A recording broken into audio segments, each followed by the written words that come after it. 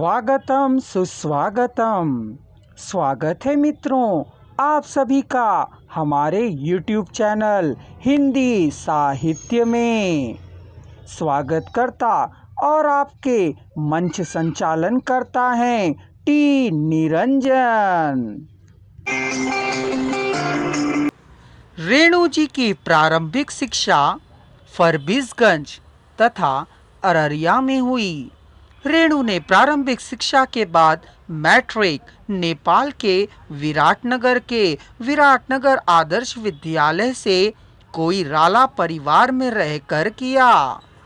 काशी हिंदू विश्वविद्यालय से 1942 में इंटरमीडिएट करने के बाद रेणु स्वतंत्रता संग्राम में कूद पड़े। स्वतंत्रता प्राप्ति के बाद 1950 में रेणु ने नेपाली क्रांतिकारी आंदोलनों में भी भाग लिया। अपने पारिवारिक रूप के लिए लिखते हैं, पिताजी मेरे किसान थे और इलाके के स्वराज आंदोलन के प्रमुख कार्यकर्ता। खादी पहनते थे, वे घर में चरखा चलाते थे।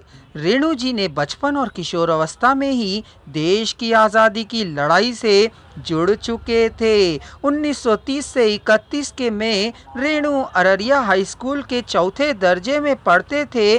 तभी महात्मा गांधी की गिरफ्तारी के बाद अररिया में जब हड़ताल हुई, स्कूल के सारे छात्र भी उसमें शामिल हुए। रेणु ने अपने स्कूल के असिस्टेंट हेडमास्टर को स्कूल में जाने से रोक दिया।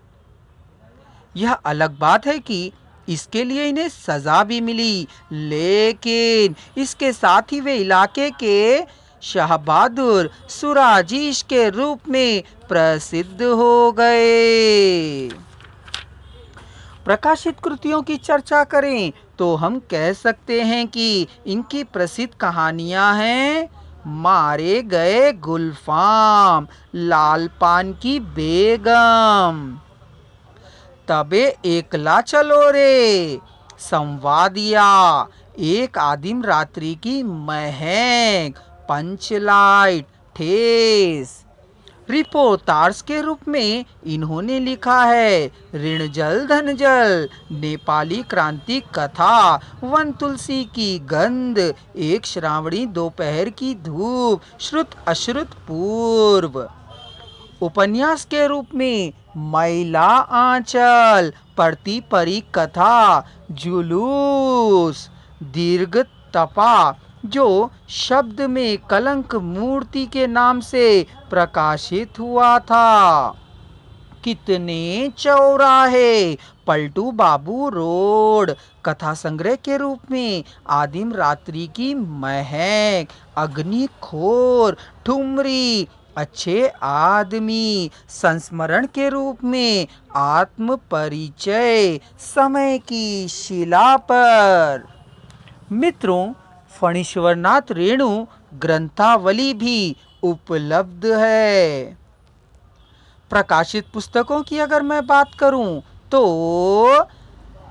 1984 में वन तुलसी की गंध, 1984 में ही एक श्रावणी दोपहर की धूप, 1986 में श्रुत अश्रुत पूर्व, इसी तरह अच्छे आदमी, 1987 में एकांकी के दृश्य, रेणु के भेंट, 1988 में आत्म परिचय, कावी रेणु कहे, उत्तरा नेहरू चरित, 1990 में रेणु जी की चुनी हुई रचनाएं, 1991 में समय की शिला पर और फणीश्वरनाथ रेणु अर्थात मृदंगीय का मर्म, 1993 में प्राणों में घुले हुए रंग, 92 में रेणु की श्रेष्ठ कहानियां।